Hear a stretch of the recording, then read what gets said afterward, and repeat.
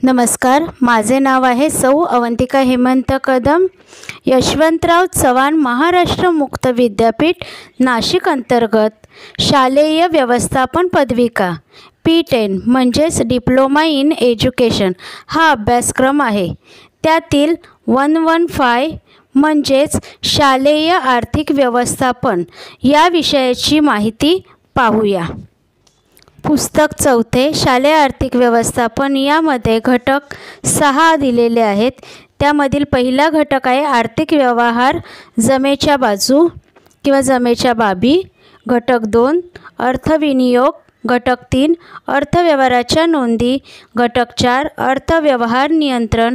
घटक 5 शाळेच्या विकासासाठी निधी. घटक 6 आर्थिक व्यवस्थापनासाठी नियोजन.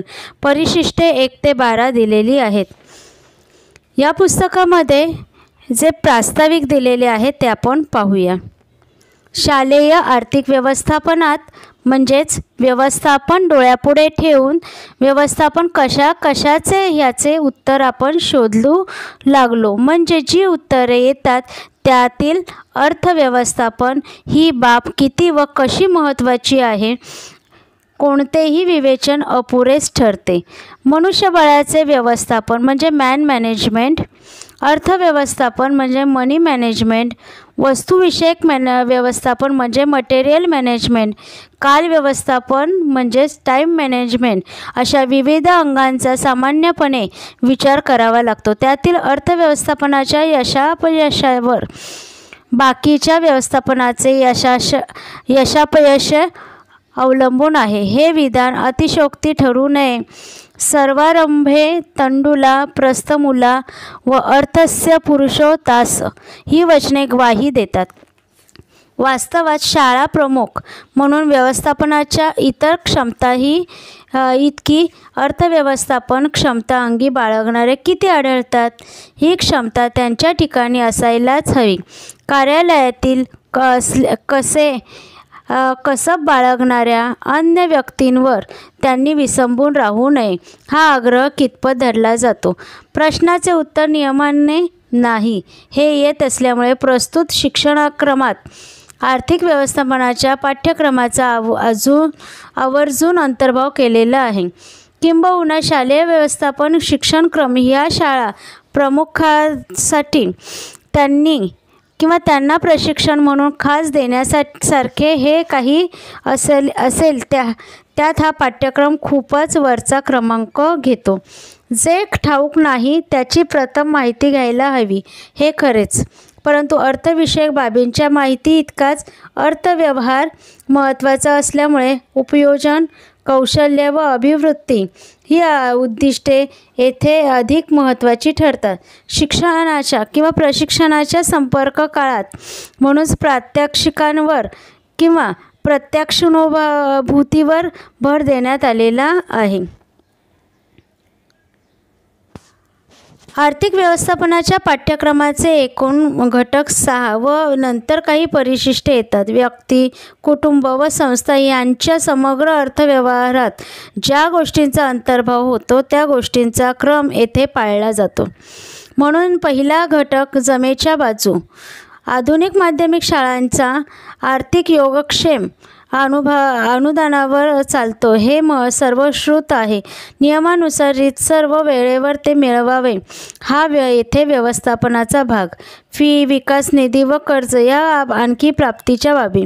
उत्पन्नाचा फीचा वाटा उत्तरोत्तर संकोच पावत जाणारा, तर विकास निधी व्यापक विकास योजनांसाठी हे व्यवस्थापनातील एक आव्हान. अंथरूण पाहून पाय पसरावे हा एक विचार. आकांक्षापूर्ती जिथे गगन ठेंगणे हा दुसरा टोकाचा विचार. शाळा प्रमुखाने मध्यक्रम स्वीकारायचा की काय करायचे तोच विचारपूर्वक ठरणार. दुसरा घटक हा उत्पन्नाच्या विनियोगाचा विनियोग व्हावा म्हणून नियमानुसार व काटेकोरपणे ह्याची व्याख्या योग कर्मसु कौशलम अशी केली जाते. विनियोगाच्या कार्याचे कौशल्य अंगी बाणणे महत्त्वाचे. कार्यालयाच्या मदतीने योगाचे आचरण होणार हे खरे असले तरी प्रमुखाची कुशलता कमी लेखता येणार नाही. याच घटकात संख्येने मोजक्या असलेल्या तांत्रिक शाळांच्या अनुदान पात्रात खर्चाच्या बाबीही आल्या आहेत. आर्थिक व्यवस्थापनाचा अर्थव्यवहाराच्या नोंदी हा स्थायी भाव होय. देशाच्या गतसंस्कृतीत देशाचा इतिहास काय होतो हे फारसे सांगता येत नाही. याचे कारण फारशी कशाची नोंद ठेवली जात नसे हे होय. नोंदी सगळ्याच महत्त्वाच्या, त्यात अर्थव्यवहाराच्या आर्थिक महत्त्वाच्या असे म्हणूया. नोंदी ठेवणे हे व्यवस्थापनाचे एक शास्त्र बनले आहे. त्यात नवनवे प्रयोग होत आहेत. ते नव्या पद्धतीवर व नोंद प्रपत्रांवर प्रकाश टाकतात. शाळा प्रमुख याबाबत सदैव जागरूक हवा, दक्षही हवा. नोंदी नियमानुसार नसल्या तर लेखापरीक्षा अडचणींची ठरते याचेही भान त्याने राखायला हवे. रोज कीर्द खतावणीपासून तो ताळेबंदापर्यंत ही सावधगिरी, नियमितपणा, दक्षता बाळगण्याची प्रमुख जबाबदारी त्याचीच. त्याचे ताळतंत्र कधीच सुटता कामा नये. त्याचबरोबर व्यवहाराचे नियंत्रण हा चौथा घटक अकारात्मक दृष्टिकोनावर आधारलेला नाही, तो सकारात्मकही आहे. उदाहरणार्थ खर्चाच्या बाबींचा प्राधान्यक्रम ठरविणे, खरेदी केलेल्या वस्तूंचा महत्तम उपयोग करणे हे पाठ्यक्रम हे विधायक भूमिकेचा अंगीकार करतात. शाळा समिती अंतर्गत लेखापरीक्षण, वरिष्ठ लेखापरीक्षण ह्या पाठ्यमुद्द्यातून नियंत्रणाबाबतच्या शाळा प्रमुखाच्या उत्तरदायित्वाचा विचार प्रकर्षाने स्पष्ट होतो. योगक्षेमाकडून शालेय व्यवस्थापन जेव्हा विकासाकडे वाटचाल करते तेव्हा शाळा प्रमुखाच्या संस्थात्मक नेतृत्वाची खरी कसोटी लागते. शिक्षणक्रमाच्या प्रशिक्षणातून अशा नेतृत्वाचा संबंध स्पष्ट व्हावा व नेतृत्व गुणाच्या जोपासनेचा मार्गही खुला व्हावा म्हणून हा घटक येथे आलेला आहे. शेवटी नियोजन हेच महत्त्वाचे. ते निकड म्हणून अल्पमुदतीचे, परंतु सवड म्हणून नव्हे तर दूरदृष्टी व कल्पकता बाळगून करावयाचे. दीर्घ मुदतीचे सुद्धा. दीर्घ हा शब्द सापेक्ष आहे. नियोजनात अंदाजपत्रक हा गाभा, तो तयार करण्याचा आनंद. मुदतीचे सुद्धा दीर्घ हा शब्द सापेक्ष आहे. नियोजनात अंदाजपत्रक हा गाभा, तो तयार करण्याचा आनंद संभोगताना आपल्या शाळेपुरते म्हणजे आपण अर्थमंत्री बनू शकतो. दीर्घकाळाचे नियोजन करताना आपल्याला नियोजन मंडळाच्या कार्याची भूमिका वठवता येईल. पाठ्यक्रमाच्या अखेरची परिशिष्टे विस्तृतपणे आली आहे. त्यामागचे हेतू स्पष्ट होते. त्याचा विचार त्याहून पारदर्शक आहे. ती एकत्र येतात म्हणून त्यांचा लाभ वादातीही ठरेल. सारांश.